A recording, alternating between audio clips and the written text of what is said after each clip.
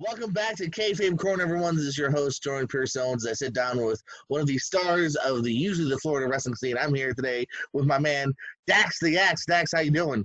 How you doing, JPO? You can give me a little fist Give bump me a like you little do. pump up there, man. A little pump up. Little pump up. So what's up, man? How you doing? We're here. Obviously, usually I try to do these live recently. We can't do that right now. There's no shows, man. In fact, right now, where would you be right now? We're filming this Saturday afternoon. Where would you be right now if it was being second hell? So it's 3:42 on Saturday, April 4th. So I would have been at our show. We had a joint show with Pride of Wrestling and IWA Florida with Kayfabe Pro, and we would have been, we had some big plans for that, and had some names, Puerto Rico coming in and stuff like that. It would be really cool, man. One of the many shows that unfortunately we're not seeing now. Yeah, I remember seeing that one and being interested with you and the two other companies coming together. I think I'd be at Pop Up right now, another show that we won't get. Ring of Honor, TNA, Body Guy, everything just thrown out the air. Yeah. WWN, so much cool stuff that would have been happening this week that we don't get now. Empty WrestleMania. Who knows how that's going to work tonight? So let's start off with the basics, man. Were you a fan getting into this? How long have you been a fan, if you were? I've been a fan probably since I can remember. Like let me leave it at that. I was a kid. My folks, we didn't have cable, so growing up, the only way to really watch wrestling for a lot of people, once I went to Monday Night Raw, Nitro, and that kind of stuff.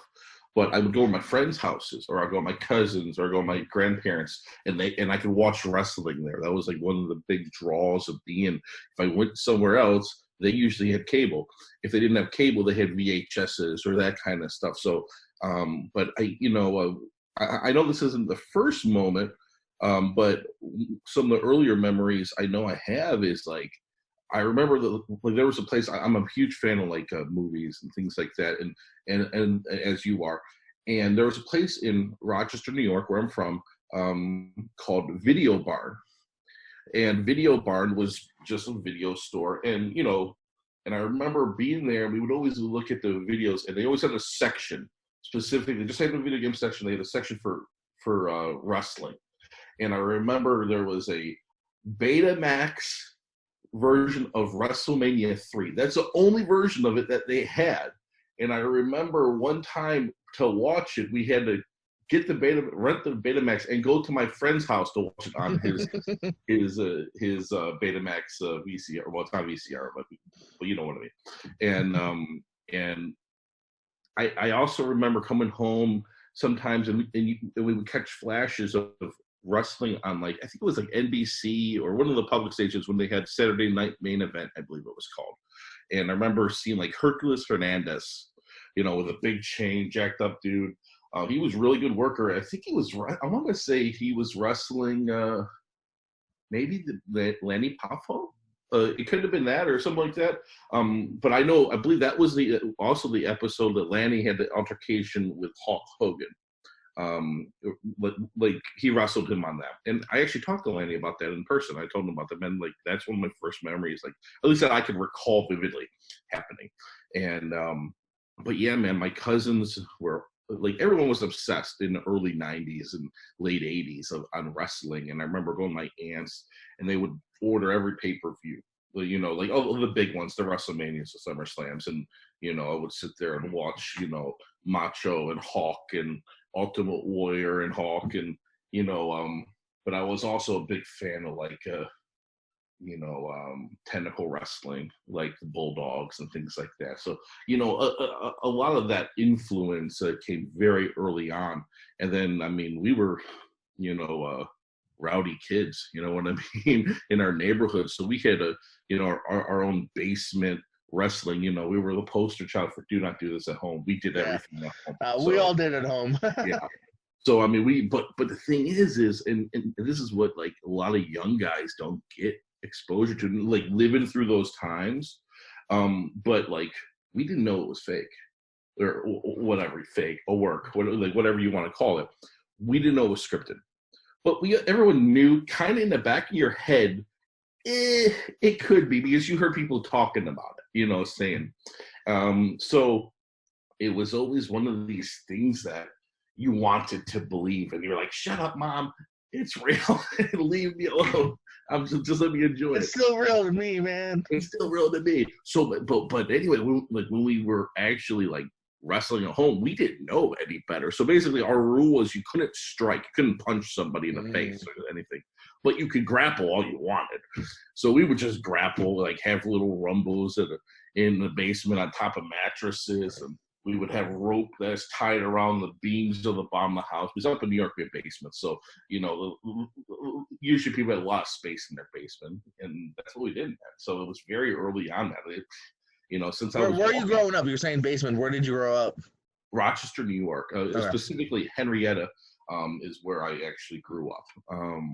Which actually, and there are a few guys that are actually also from Rochester. Most namely is China, was from Webster, New York, which is a suburb, and then also Brody Lee, Luke Harper is also from there. So there's and there's been various guys as well, but those are the two most prominent workers that came out of Rochester, New York, which is upstate. It's not like I'm from the city, which is different. Who was your favorite growing up? Who was like your number one guy or girl? Like everybody's favorite growing up was Hogan, and I'll tell you how much of a favorite he was to me. I had like the little Hasbros, right? And I remember I had my Hogan one, and the Hogan Hasbro came with the belt. I don't know if you remember that, but it did. And I remember like I would feel. I have Brutus nearby. Oh, there's Brutus, yeah.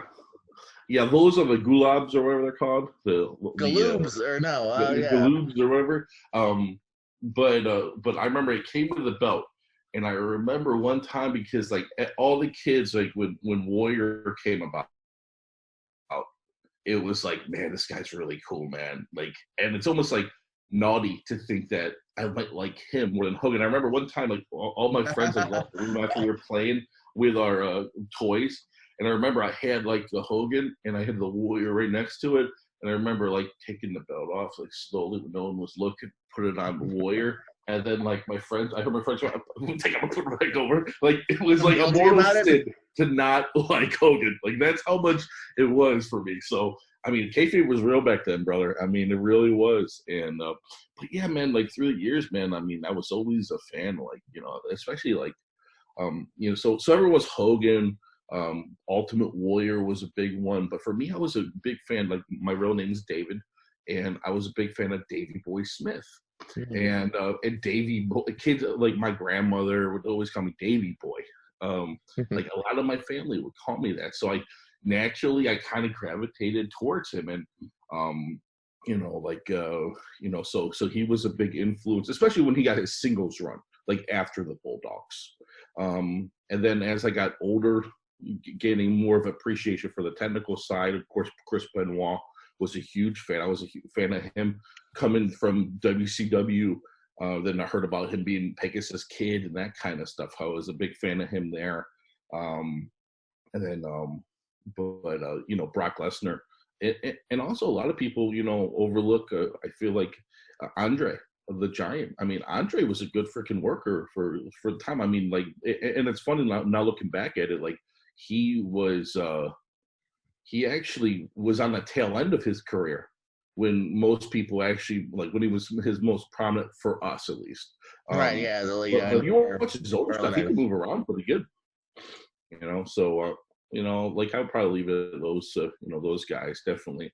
And, Hall and Nash, I think, they were a big, and X-Pac. Like, surprisingly, I was a pretty athletic kid growing up, and I loved like Ninja Turtles and all that kind of stuff. So karate and kung fu, that kind of stuff was always like a big influence for me. And X-Pac was like the first guy I remember like kind of like throwing those roundhouse kicks and stuff like that. I was like, man, this is some cool stuff right here, man. But yeah, man, like it's hard to say like who's your favorite. I always hear people say that. Macho was another one. I mean, but he was like well, he's not as big as Hogan, but he can like jump over the top rope to the ground. Like he would do that. Like when take their head and jump over, whiplash their head on the rope, hang him up. I'm like, man, no one ever did that. I've never seen anybody do that other than Macho. So, yeah, man. What makes you get into the business? Where do you start? Is this Florida where you started? Tell me about the origins of Dax. Yeah, so I originally wanted to train in New York, in upstate New York, but at that time, this is like circa 2000 time, 2001 time, there wasn't a lot of schools in that area, and you didn't know where to go wrestle. So like the only place that I knew that was close was Johnny Rod's, which is in New York City, and then there was in Boston, you had Killer Kowalski. And I was like, and like obviously that's like 7 hours away or whatever from where I'm from. So there was like no way I was gonna, do that unless I moved. And so when I was going to college, and my father was an engineer, and he always was kind of like pushing education, but he liked the wrestling side, but he didn't really want me to get into it. And basically, because of that, I ended up going and breaking I broke my leg. I'm going all over the place. I ended up breaking my leg up in New York when I was like 19 in 2001. And I remember talking to my friends. I'm like, man, I want to train. I was like seriously thinking about things because college was kind of like hit or miss for me at the time. I was doing some Air Force stuff in ROTC, but it just wasn't working out for me. And I was like, man, what do I really want to do? And that was one of the things I thought about. But I broke my leg just kind of like scuffling with my buddy when we were watching wrestling, because wrestling has always been something to get my friends together and kind of just let loose and that kind of stuff. But we ended up getting a little scuffle, and I ended up breaking my leg, broke my ankle really bad. That's why you don't try this at home. Don't try this at home. But we were like shooting, you know what I mean? Not punching or anything, but we were just grappling around. And I put a good lick on him, but he was probably about my size that I am now. And I was probably about 185, but I was pretty pumped up kid. But I ended up breaking my leg. He just swept my leg, and I was barefoot and got stuck in a hole like in the yard, and I ended up snapping my leg.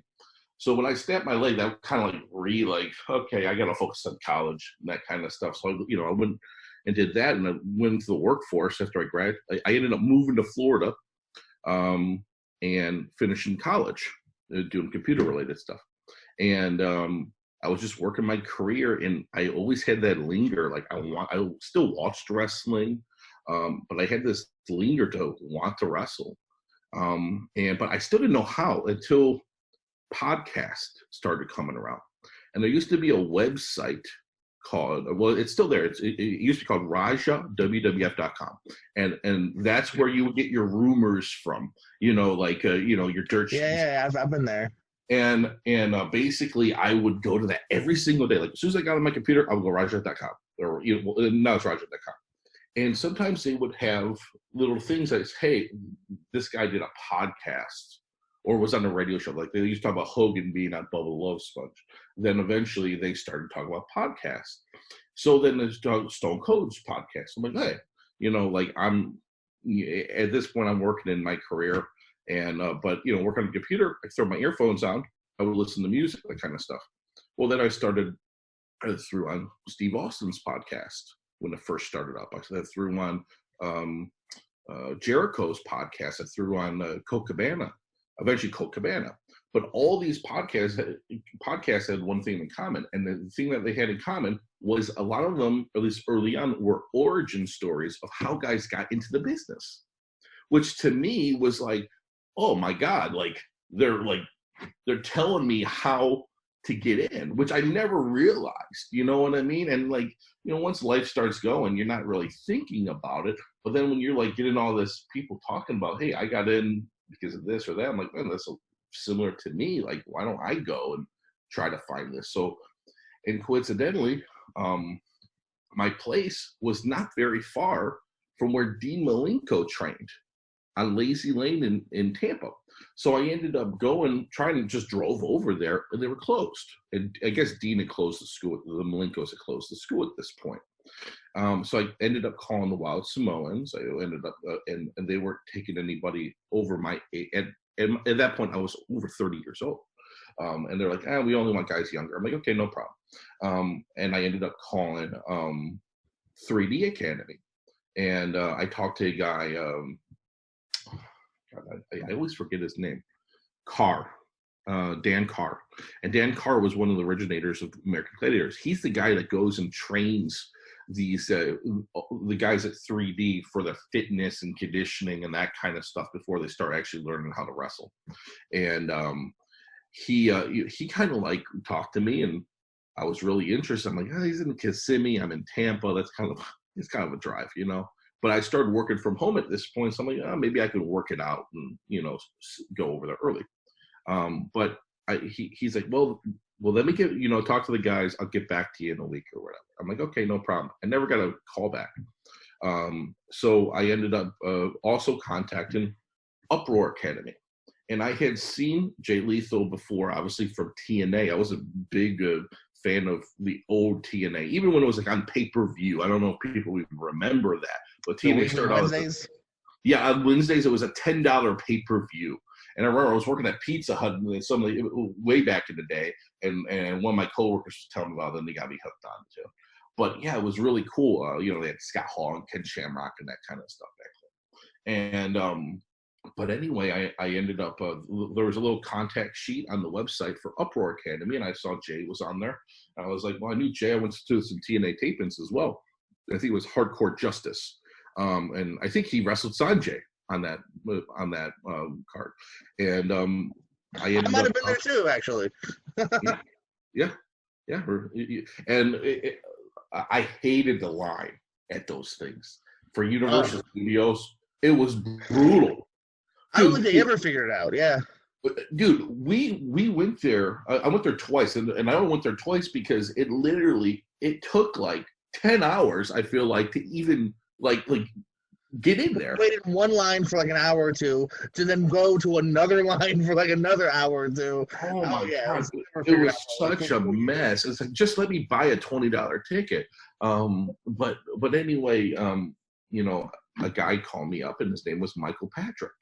And Michael was doing, MP was doing the administration. He talked to me, told him, my situation. And then he said, well, why don't you come over? We're doing orientation soon.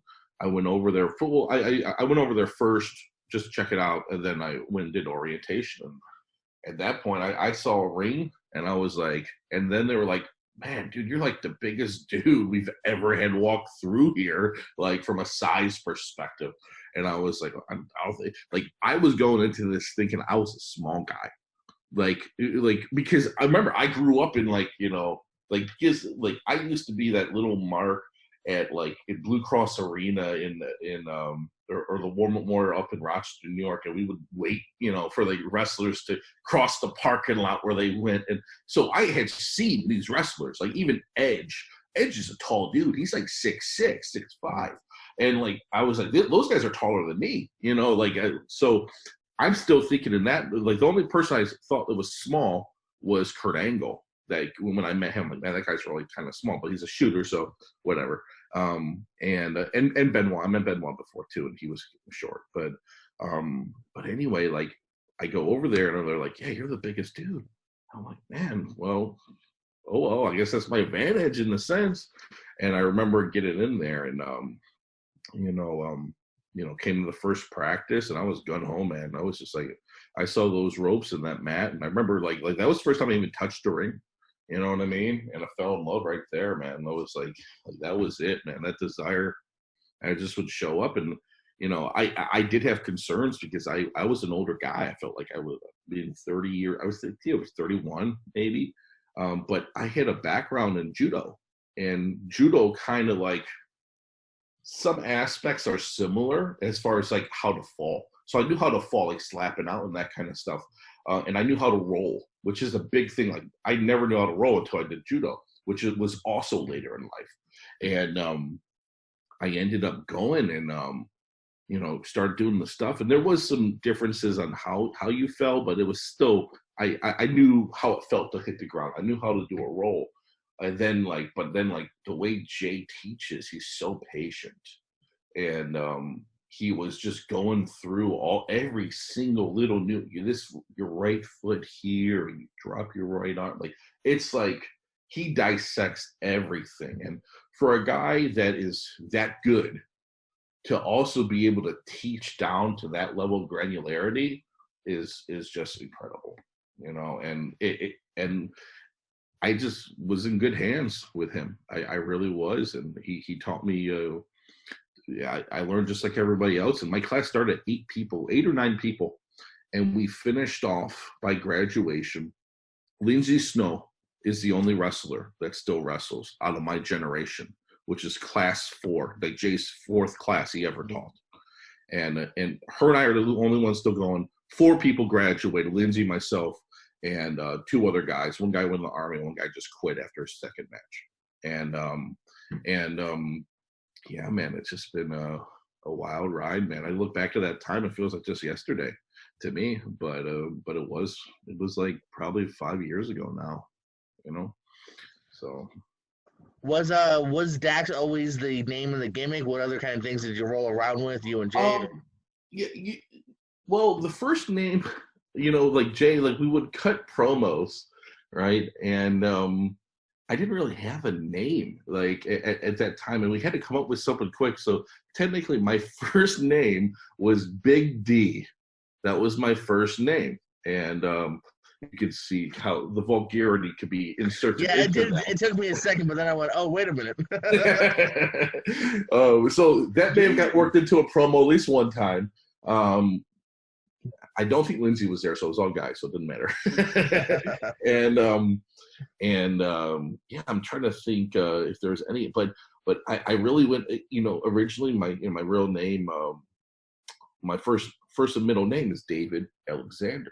And I was like, well, that's kind of not a bad name, like David Alexander. But at that time, we had Cedric Alexander was kind of getting big on the indie scene. It was before he was signed or anything like that. And I was like, I don't want to get it's too close for me. And then I was like, and then people were like, oh, well, what about Alexander David? And I was like, kind of sounds.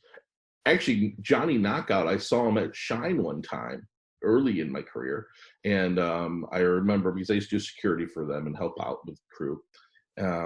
And I remember he said, oh, you could be King David or King Alexander, type of thing. And I was like, or King David or something along those lines. I was like, I don't know. It seems too plain to me. And then I remember one of the other guys that trained with me, I was over his place. It was his birthday or something. And I remember his girlfriend said to us, hey, what about Dax? It's kind of like taking David and Alexander and smash them together and making it short. And I was like, oh, kind of like that.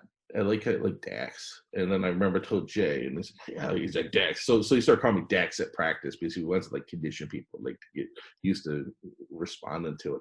And then I remember I was at in Dallas, and my brother-in-law said to me, he's like, Dave, what's your name? And because he's a Texan, and I'm like, Dax. He's like, you could be Dax the Axe. And I was, it was just a joke. I was like, this does have a bad ring to it, and kind of works the gimmick because I'm a big dude. And I was a big fan of Mr. Perfect as well, and his dad's name is Larry the Axe Hennon.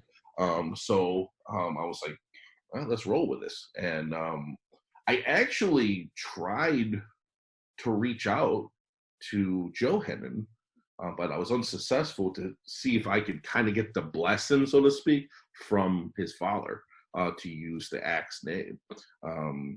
But he was also, Larry Hennon was very much a bigger dude. He wasn't like Joe Hennon or Mr. Perfect, Kurt Hennon. He was a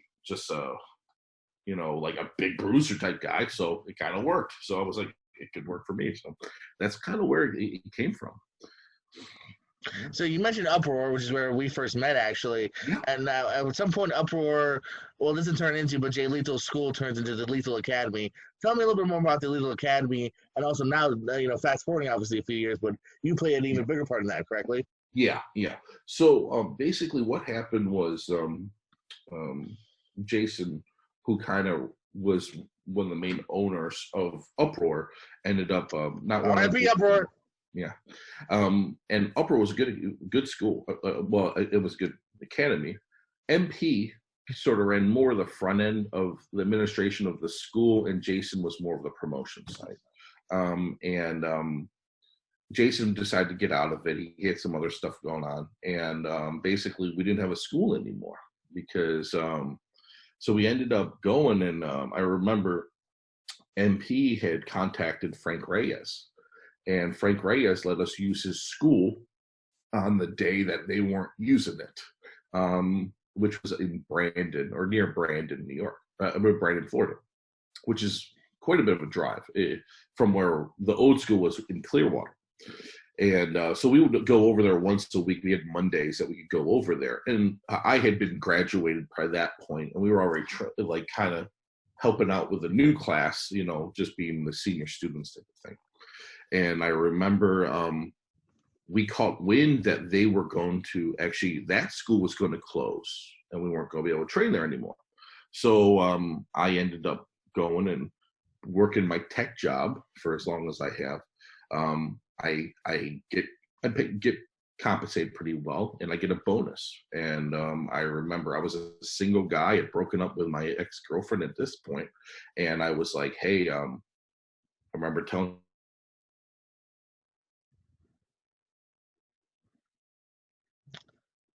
I don't somebody, know. like, I got this bonus coming. I got no bills that I need to worry about. Like, I had some money that was laying around as well, and I was like, I'm just gonna buy a ring, dude. I'm like, and I'll just figure it out from that point. And so I ended up buying a ring, and a brand new ring, got it assembled and everything up in Monster. And I ended up going and trying to find a place. And a guy named George, or Cobalt, his father had come to practice when we were over at Frank's with Jim when it was still going. And I remember him telling me, hey, I got like this kind of like building that I'm one of my properties. And I was like, okay. So I went and looked into that a little bit further, and it turned out he did. But it didn't have walls on it. It just was like a roof and a fence on the front, and it was just like a canopy type of thing. And it was an old shop that he had to manufacture aluminum, like siding type stuff that he would do, but he had not been using it for years. So it had a concrete pad, and I was like, so I went over there. I'm like, hey, like, he's like, dude, can I just store my ring here? Because I didn't have, like, I measured my garage, I didn't have enough room for an 18-foot ring. Even though I bought it, I'm like, with no intention of setting it up. I just want to store it there until I found something. And I remember, like, he's like, nah, Dad, just set it up. He's like, we can set the ring up as soon as it gets here. I was like, all right. So we ended up setting up the ring. And at that point, I was like, well, if you guys get some more walls up, like, around here, then, it's not going to get messed up. So they actually did that, and we started building that. It's turned into, from a canopy to like an actual building. We called it the shed. And it was huge. I mean, it was like, 1,300 square feet or something like that. So we ended up going, and we got that all kind of fixed up. It was kind of makeshift, but we went and got all that done. And then they're like, hey, well, if you want to keep this here, you're going to pay rent. So his father said that to me. So I'm like, well, I guess we got to train. So I called Jay up and brought Jay over, and he was like, wow, he couldn't believe it. Like, when he saw the setup, and he said, well, I'd love to. I missed training because he went like probably 3-4 months, like, without training for a while. And, it's something he loves to do, and also keeps him, always on point with his wrestling. And so me and him came to a business agreement of doing that so we could pay the rent and, get compensated. And so we started training, and the first class was Brandon Law's class. I think Courtney was in that class. Serenity may have been in that class. Julie, I think. It's hard for me to remember, but there's been so many classes since then. So we started training them, and then it got to the point where, hey, I need to. These guys are graduating, and like with Uproar, there was always a promotion and a school. So there was a like you graduate into the promotion type thing. Well, there was no lead-in that we had, so I'm like, well, I guess we got to do a show because these guys needed some experience. And my idea was, I'm going to go and run a show and get guys that I knew that helped me, like you, like Kyle Blizzard at Go Wrestle, like guys from various places that I've worked with, and also see if we can get them a part of the promotion, because then they could get like ACW as well, like Kyle Schneider was involved, but at least get them on the show, because then they could actually start meeting some of our students that are graduating, and then they can graduate and start getting bookings outside of our school as well. So that was the goal in mind, was to use my connections that I had developed myself through my wrestling career and bring these guys in.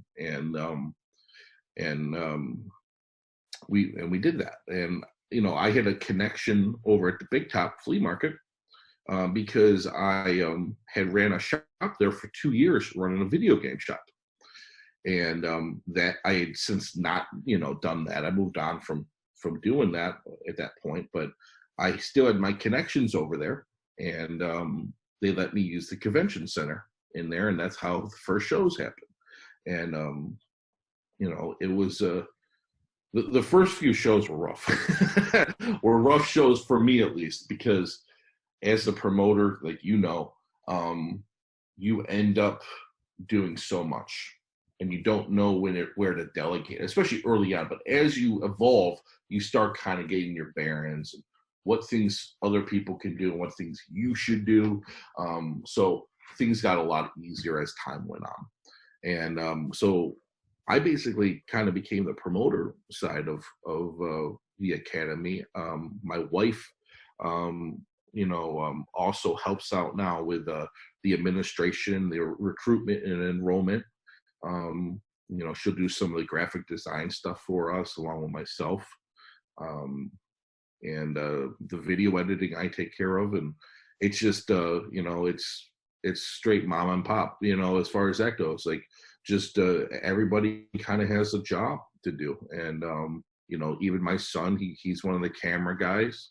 My other son will probably be graduating into that as he probably in a year or so. So it's just yeah, man, not to cut you off, but I just do want to congratulate you on that, because of all the companies I work for, you guys really have run a really tight machine these last year or so, of everyone. Like you said, everyone has a job.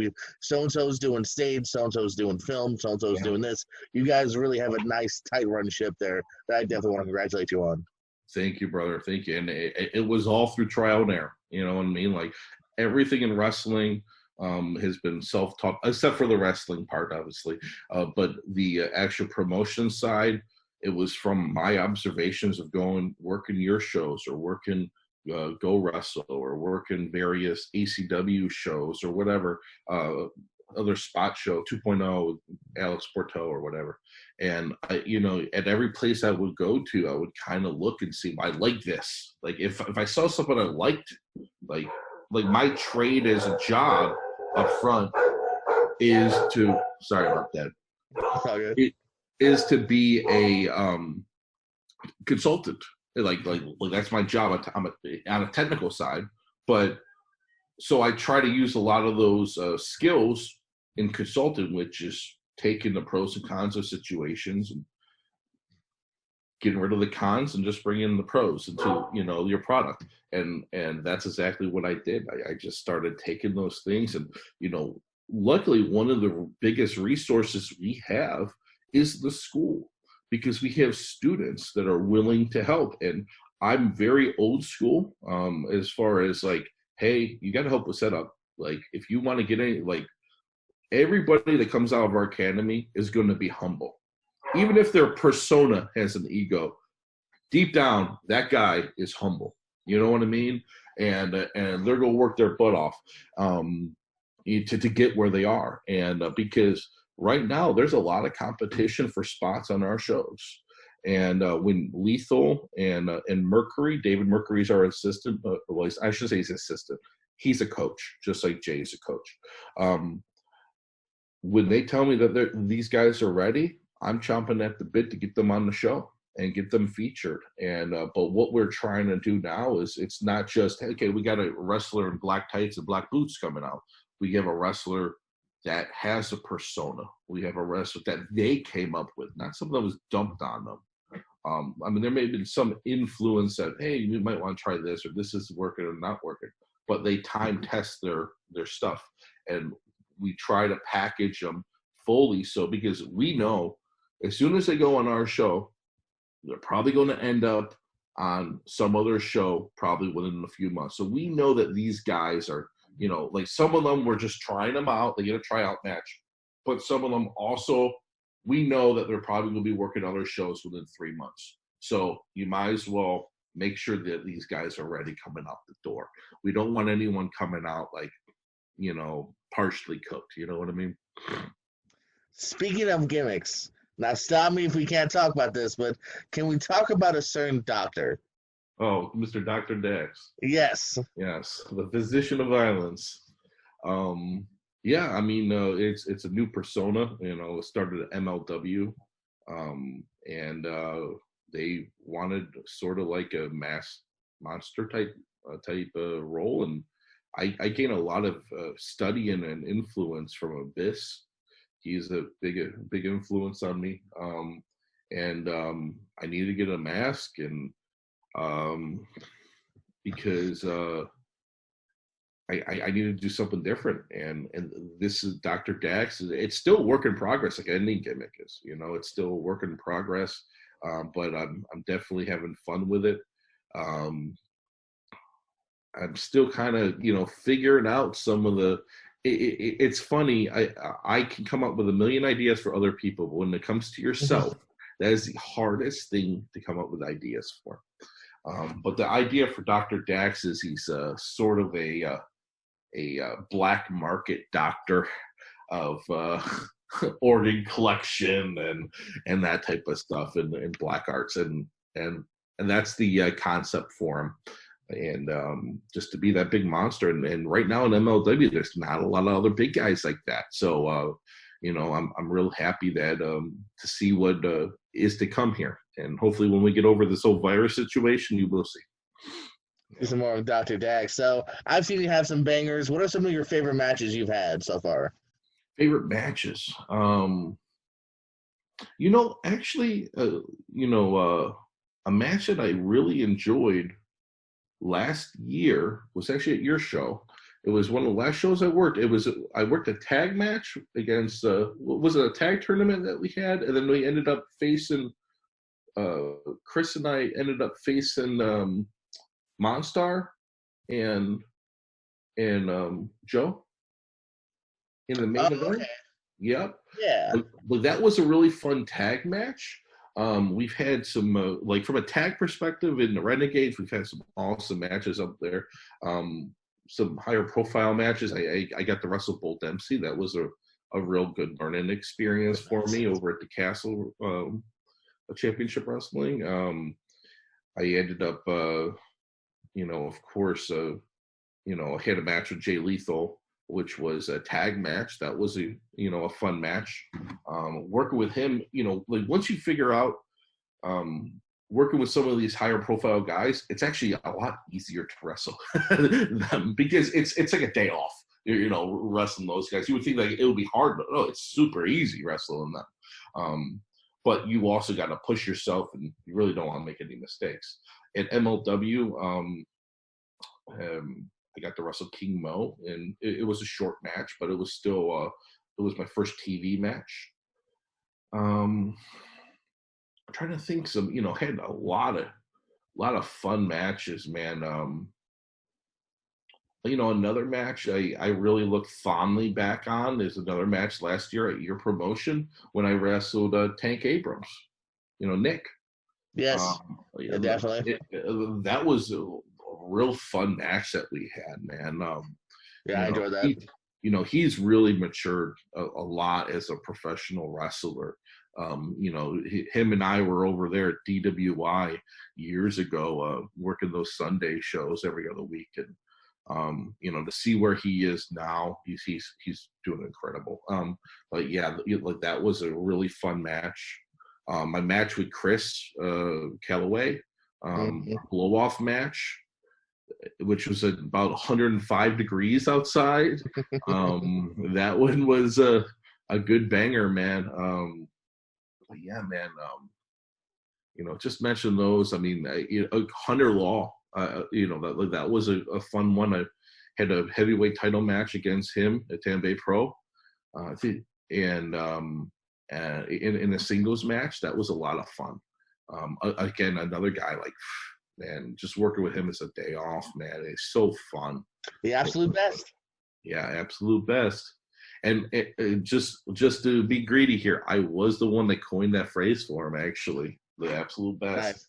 Nice. He said it in a promo, and I was like, hey, Hunter, just keep saying the absolute best thing. I like that. And then he just ran with it, man. And the sky was the limit. And the thing is with him, you can't argue against it. You really can't, But yeah, I would probably say, it's hard for me to pinpoint one specific one, but definitely those are on the front running. No, very nice, good ones there. What are some dream matches locally that you would like to have? Who have you seen and went, oh, I could do something cool with him in the ring? Leon Scott. I would like to work Leon Scott. I think he's in Ocala or Gainesville. I think he would be a lot of fun to work with. He's a good persona, like good size, still can move really well. I think I could have a great match with him. I would like to wrestle Zach Monstar in a singles match. I've never wrestled him in the singles. I think Zach would be a lot of fun. Let's see what else. But those two kind of jump out at me right away. Barrington. I would like to wrestle Barrington in a singles match. We never got to do that. Then he ended up getting sick there for a little bit, but I've been in contact with him, and he'll be back. So, we might be able to get that to work out. So I would like to. I look forward to that return. Look forward to that match, maybe. Yeah, man, like I would love to wrestle him in the singles. No one has hit me harder than Barrington Hughes on a double clothesline. Oh my goodness, that man is a strong, beastly man. But yeah, from a local level, I would say those guys definitely. Now let's go even farther. Dream matches, even from the past or just from currently. Who's someone we're like, oh, that would be a dream to work with? For me, I would say Gary Albright. Okay. I think I actually have quite a bit of similarity to him, even though he was more the amateur wrestling. I get the judo background, but that definitely would be a match that I would like to, a dream match, which can't happen ever. But also, I would say that let me think. Probably Hogan, man. I think Hogan would be a fun one, man. He's so underrated for his selling, and especially when he worked big guys. I think that would be a lot of fun. I like him. I think when he was NWO Hollywood Hogan in WCW, I think that would be a lot of fun. And from guys that are active right now, I think my number one guy I would like to wrestle would probably be Harry Smith. And I know him personally, and I think we could have a really good match. So, where do you see yourself in 5 years? 5 years? Alive. That's what I hope. Yeah. Probably, in all honesty, probably at the tail end of my career in ring, at least. I would like to go at least 5 more years. I'd probably like to get, like maybe 7, but probably winding down on that and focusing more on booking, focusing more on the promotional side, trying to do bigger things as far as shows go behind the scenes. I have some responsibilities behind the scenes at MLW. That may, you never know, that may, as I lean back on my in-ring, that may expand behind the scenes. So I kind of see myself on that light, and continue to help young guys live their dream. I mean, as far as the developmental side with the Lethal Academy, we ended up doing a lot of great things. I mean, we've trained over, I think we have to be approaching in on about 100 students that we've graduated.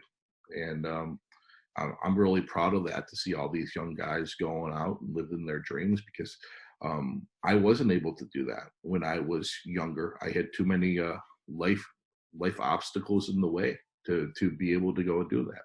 So. Speaking of the future of pro wrestling, someone comes up to you, asks you advice about getting into pro wrestling. What do you tell them? What advice do you give someone just starting out?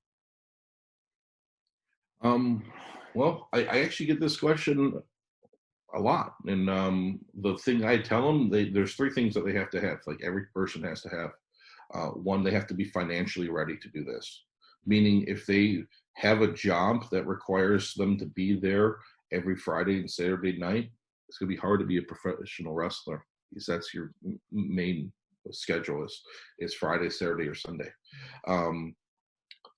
You're going to need to be physically ready for it, and meaning in shape. I'm not talking to looking like Batista here or Brock Lesnar. I'm just talking being able to have a motor and continue to go. I'm not a guy that goes and has washboard abs, but I can go and wrestle a 30 or 40 or a 50-minute match, an hour match, if I had to.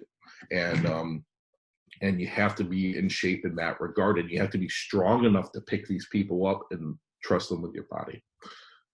And then the mental aspect, which is actually for me the hardest. Like if you don't have the desire, the right psychology going into this, people need to realize that the mental stress of seeing people move ahead of you that started before you, pass you by, or the mental stress of seeing people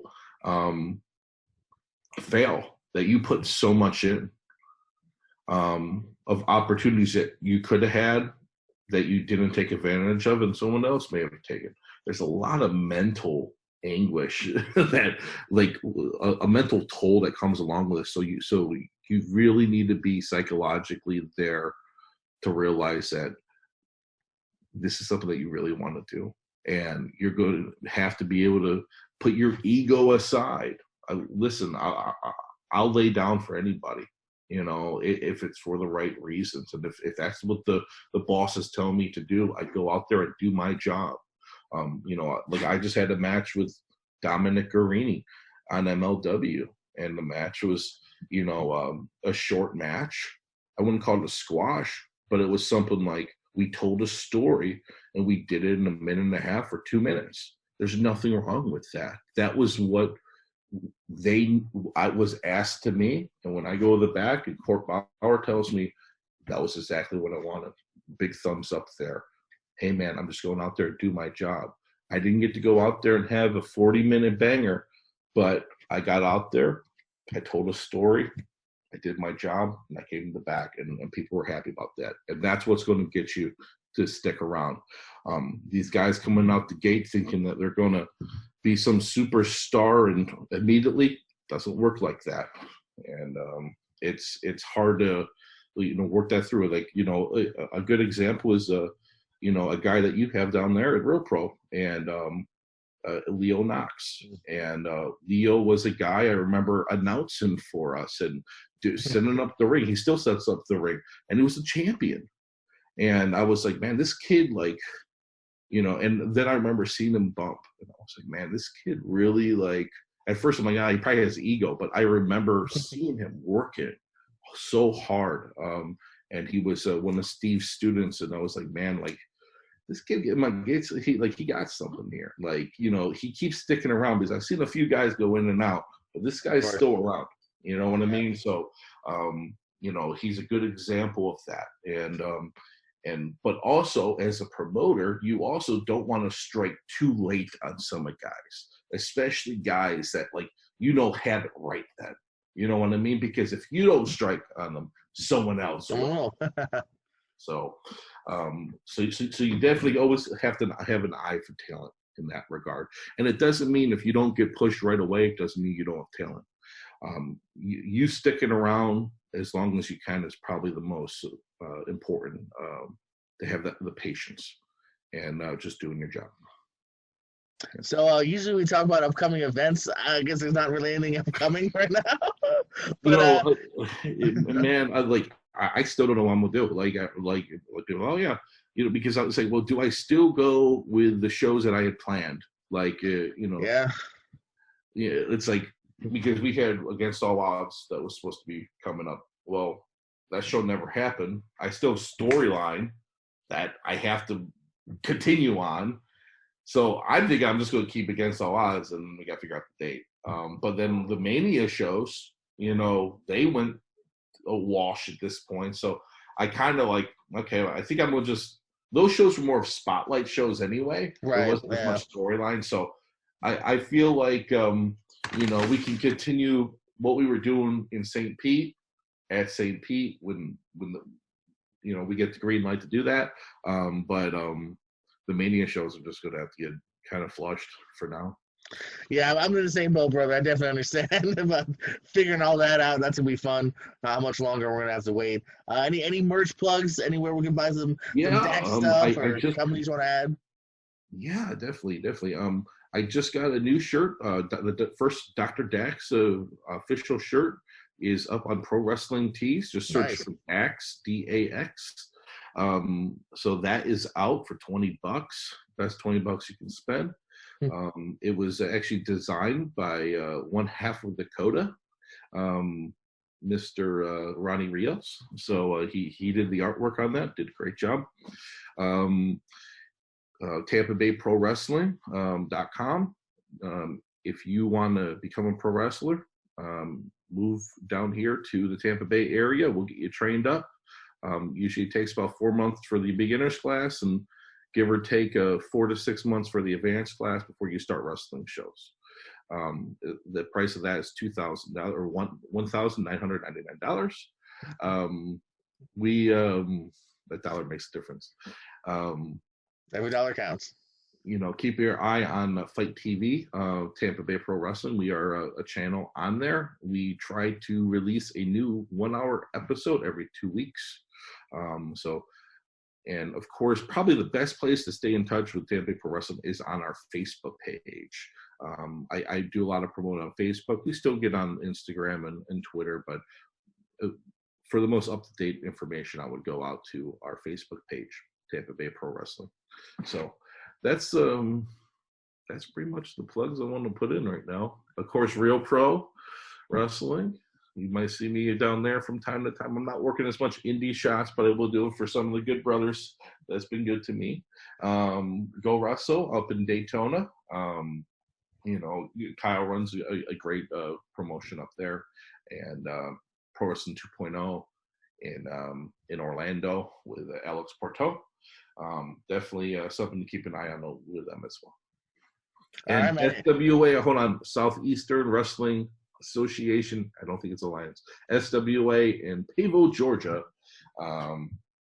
They run a fantastic show in southern Georgia, which the Renegades had a lot of championship defenses for their tag titles up there. So definitely check them out.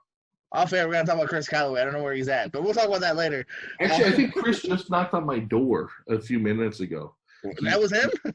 He may have. I think he came over to watch it at WrestleMania. So Okay, I should have had him in here, man. yeah. I think I don't know if he got. I think he knocked on the door. But he snuck away there.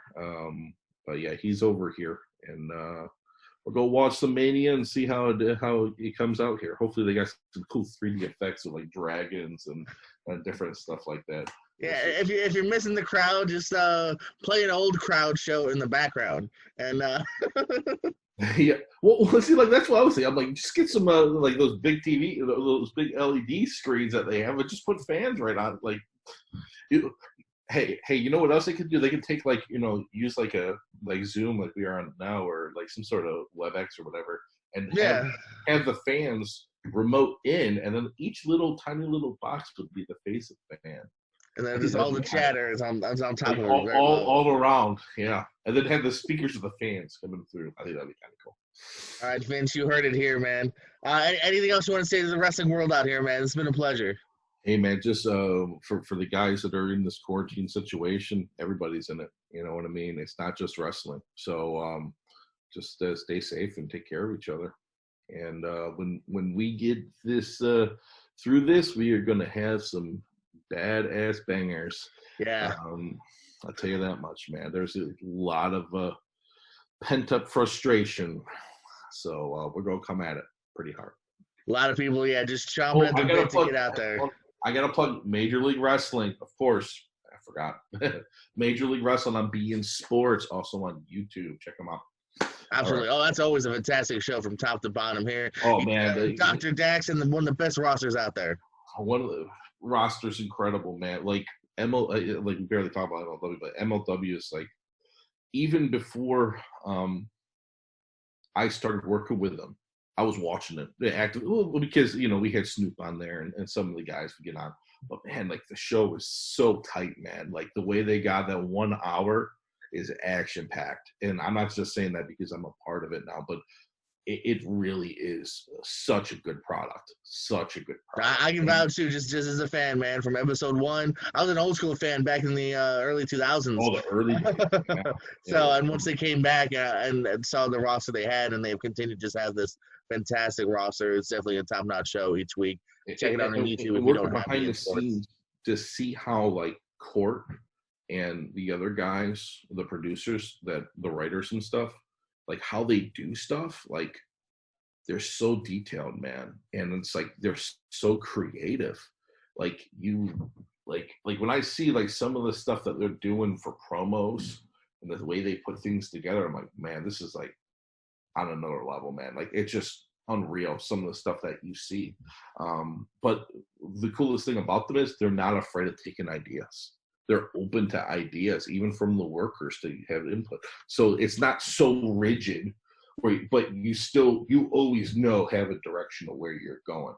But there's still that artistic freedom that's in there as a wrestler or a worker. That's great to hear, man. It's not only in front of the camera, behind the camera, a top-notch company, man. Mm-hmm. Well, guys, Jordan Pierce Owens has been Kayfabe Corner with Dax the Axe. Dax, thank you so much, my man. Boom. You guys take care. Thank you, Jordan. Absolutely, man. We're out of here. We're out of here.